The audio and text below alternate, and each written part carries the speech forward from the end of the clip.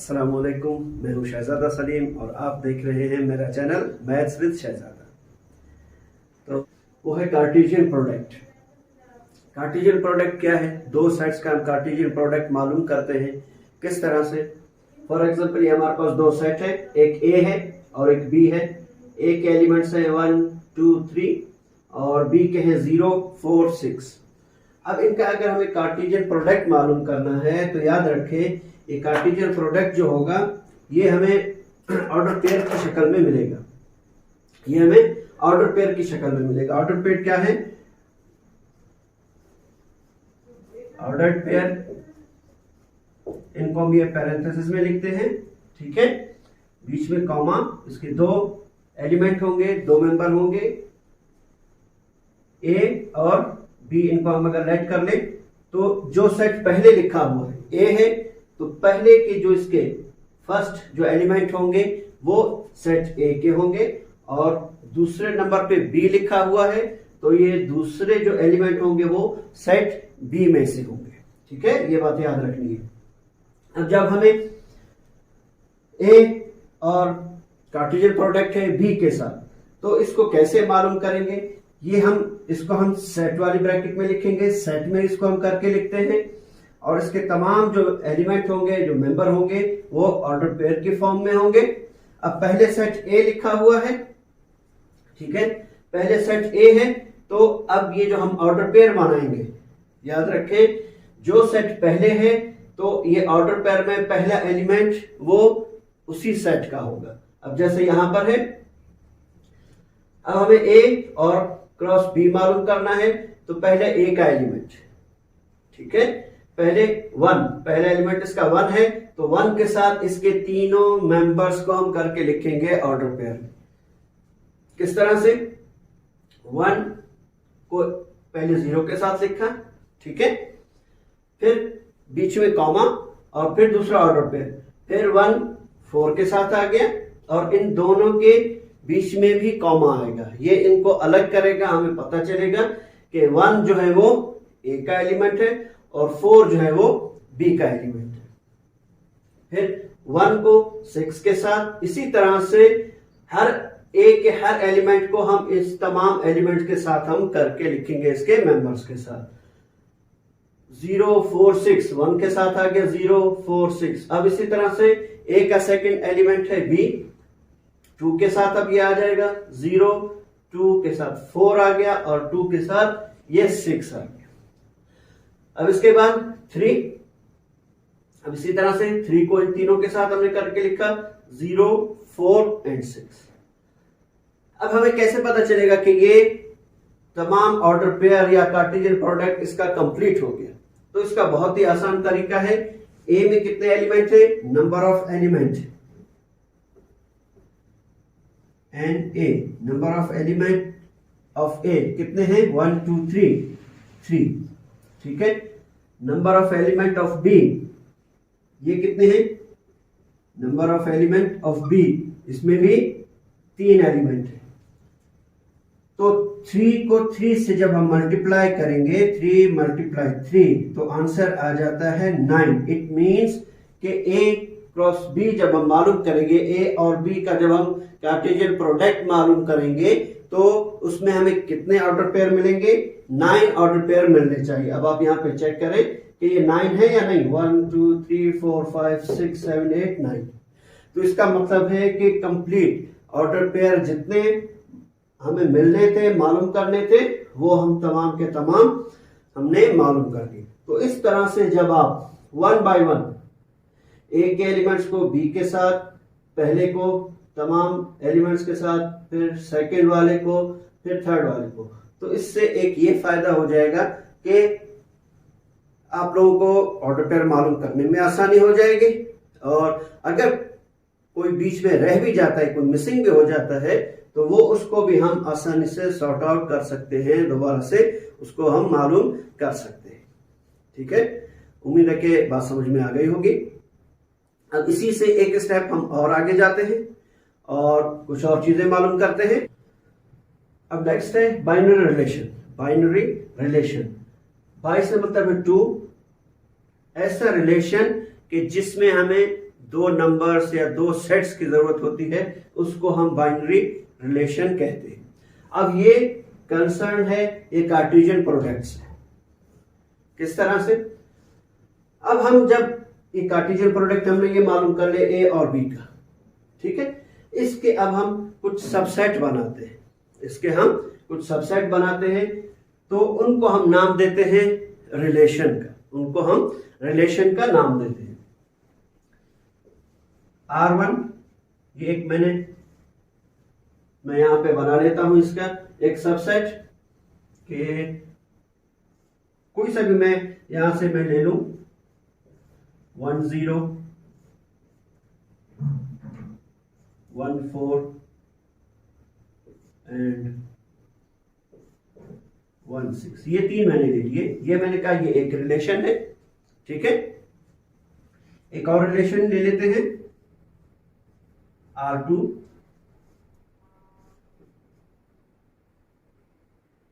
1 0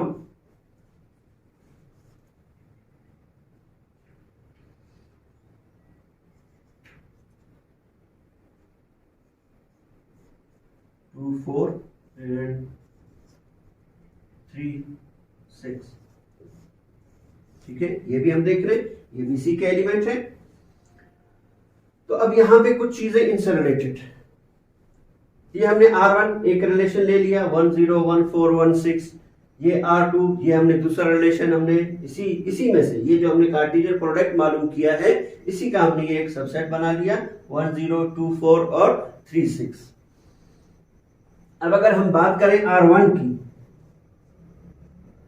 ठीक है, R1 को अगर हम लेते हैं तो यहां पे कुछ चीजें, अब यहां पे कुछ और डेफिनेशंस, कुछ बातें हमें यहां से मालूम होंगी कि इसके जो पहले एलिमेंट्स हैं, ठीक है, जो इसके पहले ये कार्टेशियन सॉरी ये हमने एक रिलेशन ले लिया, अब इसकी ऑर्डर पेयर्स है।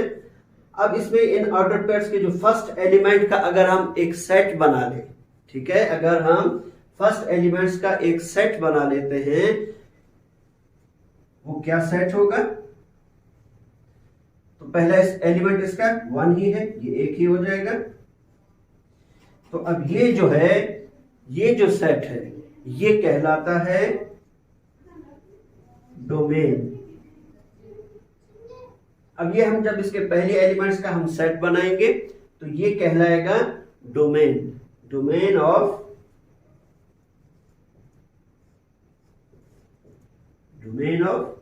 R1, ठीक है।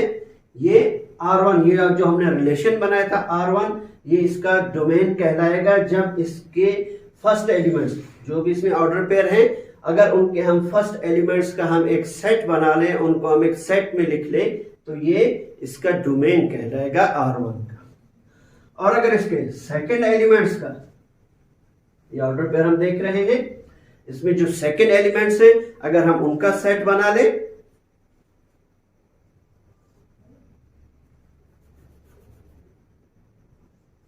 सेकंड एलिमेंट्स क्या है इसके 0 4 एंड 6, 0 4 6।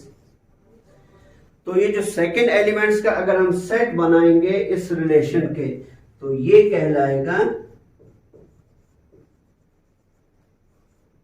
रेंज ऑफ R1 के। ये जो रिलेशन है इसका रेंज क्या होगा? जब इसके हम सेकंड एलिमेंट्स, ये ऑर्डर पेयर में जो सेकंड एलिमेंट्स हैं उनका अगर हम एक सेट बना लें, एक सेट में इनको हम करके लिख लें, तो ये सेट रेंज ऑफ R1 कहलाएगा, ठीक है।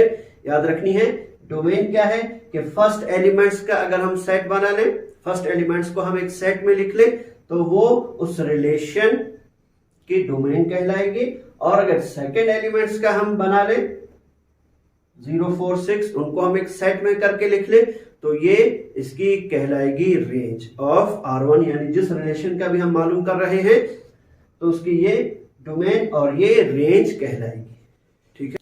अब अगर मुझे R2 ये जो सेकंड रिलेशन हमने लिया है, अगर इसका मुझे डोमेन और रेंज मालूम करनी हो तो वो क्या होंगे? डोमेन को हम शॉर्ट में फॉर्म में डोमेन भी करके लिख सकते हैं, ठीक है। डोमेन ऑफ R1 की डोमेन क्या हो जाएगी, सॉरी R2। अब हम R2 ये जो सेकंड रिलेशन हमने लिया है, अब इसकी हम डोमेन मालूम करेंगे, वो क्या हो जाएगी, क्या है फर्स्ट एलिमेंट्स इसके 1 2 एंड 3, 1 2 3, ये हो जाएगी इसकी डोमेन। कि जब फर्स्ट एलिमेंट्स का हमने सेट बना लिया तो ये डोमेन कहलाएगी। और अगर इसका हम रेंज मालूम करना चाहें, रेंज ऑफ R2,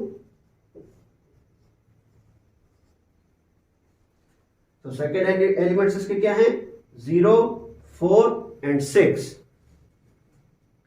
0 4 6, तो ये इसकी रेंज कहलाएगी, ठीक है। ये हमने R2 जो ये सेकेंड रिलेशन है उसकी डोमेन और रेंज हमने मालूम कर ली। बिल्कुल आसान सी चीज है, उम्मीद है ये भी समझ में आ गई होगी आप लोगों को। अब हम बाइनरी रिलेशन को एक स्टेप और आगे बढ़ाते हैं, उसी से हम कुछ और चीजें मालूम करते हैं। नेक्स्ट है, उसके बाद जब हमने कार्टेशियन प्रोडक्ट सीख लिया, बाइनरी रिलेशन सीख लिए, उसके डोमेन और रेंज मालूम करना हमने सीख लिया, तो अब हम स्टार्ट करते हैं फंक्शन। फंक्शन क्या है, सबसे पहले इसकी डेफिनेशन देख लेते हैं। Let A and B are two non empty sets such that, सबसे पहली शर्त क्या है कि ए और बी दो सेट होंगे, लेकिन किस किस्म के सेट होंगे, non empty. Non empty means कि इसमें कोई ना कोई एलिमेंट जरूर होना चाहिए, ठीक है। तो पहली condition, f is a relation a to b, यानी f हम कोई भी एक रिलेशन बनाएंगे जो कि a कार्टेशियन b जो हमने प्रोडक्ट मालूम किया था उसमें से होना चाहिए। और कैसा होना चाहिए कि f is subset of a cross b, यानी कार्टेशियन प्रोडक्ट का सबसेट कोई होना चाहिए f को। दूसरी condition, domain of f is equal to a, यानी वो जो रिलेशन हमने मालूम कर लिया, जो सबसेट हमने मालूम कर लिया, जब उसकी हम डोमेन मालूम करें तो वो कंप्लीट सेट ए के इक्वल आना चाहिए, ठीक है। ये दूसरी कंडीशन। तीसरी कंडीशन क्या है, तीसरी शर्त, first element of any two order pairs. हमने देखा था अगर हम ए और बी का कार्टेशियन प्रोडक्ट मालूम कर रहे हैं तो जो ऑर्डर पेयर है उसमें पहला एलिमेंट ए का होना चाहिए। Any two order pairs in F should not be repeated, के कोई भी ऑर्डर पेयर जो हम रिलेशन बनाएंगे उसमें पहला एलिमेंट रिपीट नहीं होना चाहिए। Then f is called a function from a to b and written as, इसको हम इस तरह से करके मैथमेटिक्स की लैंग्वेज में उसको हम इस तरह से करके लिखते हैं कि f is a function from a to b। अब ये दो एग्जांपल मैंने लिखे हैं। अब यहाँ पे ये पहला एग्जांपल है, ये दो सेट है a और b, एक में 3 एलिमेंट है a b c और b में 1 2 3। अब अगर हम कोई एक रिलेशन बनाते हैं a से b में, हम एक रिलेशन बनाते हैं, उसको हम f का अगर नाम दे दे, ठीक है, तो वो क्या होगा रिलेशन, हम देख रहे हैं a किसके साथ, 2 के साथ, क्योंकि इसमें अगर हम इसका हम कार्टेशियन प्रोडक्ट मालूम करेंगे तो भी बताया था तरीका, हमें 9 ऑर्डर पेयर मिलेंगे, ठीक है। अगर हम कंप्लीट मालूम करेंगे तो हमें 9 ऑर्डर पेयर मिलेंगे, लेकिन वो तमाम हम नहीं मालूम करेंगे, सिर्फ ये एक एग्जांपल को हम देख लेते हैं। ये जो हमें रिलेशन गिवन है, a 2 के साथ और फिर b 2 के साथ और उसके बाद c 3 के साथ, ठीक है, ये हो गया। अब पहली कंडीशन कि f जो है नॉन एम्प्टी, दोनों सबसेट है, बिल्कुल नॉन एम्प्टी सेट है, ठीक है। अब हम देखते हैं कि डोमेन f का डोमेन, ये जो हमने रिलेशन मालूम किया है f, क्या इसका डोमेन a के इक्वल है या नहीं है। तो डोमेन ऑफ f किसके इक्वल आएगा, अगर इसके हम फर्स्ट एलिमेंट्स का सेट बना ले तो किसके इक्वल आ जाएगा, a b और c, a b c, first element a b और c, ठीक है। तो हम देख रहे हैं ये सेट, a सेट हमारे पास यही है, a बी और सी। तो ये किसके इक्वल आ गया? ये आ गया सेट ए के। तो बिल्कुल पहली जो कंडीशन है वो सेटिस्फाई हो गई। दूसरी कंडीशन ये थी कि रिपीट नहीं होना चाहिए, कोई भी एलिमेंट इसमें रिपीट नहीं होना चाहिए ऑर्डर पेयर में फर्स्ट एलिमेंट। तो हम देख रहे हैं सेकंड एलिमेंट तो रिपीट हो रहा है, कोई बात नहीं, लेकिन फर्स्ट एलिमेंट जो है वो रिपीट नहीं हो रहा। तो इसका मतलब है कि दूसरी कंडीशन भी इसकी करेक्ट हो गई, दूसरी कंडीशन भी सेटिस्फाई हो गई। तो हम कह सकते हैं कि जो एफ है ये एक फंक्शन है फ्रॉम ए टू बी। ठीक है, अब सेकंड हम देख लेते हैं, सेकंड एग्जांपल। ये तो था एग्जांपल 1 के लिए, ठीक है। अब एग्जांपल 2,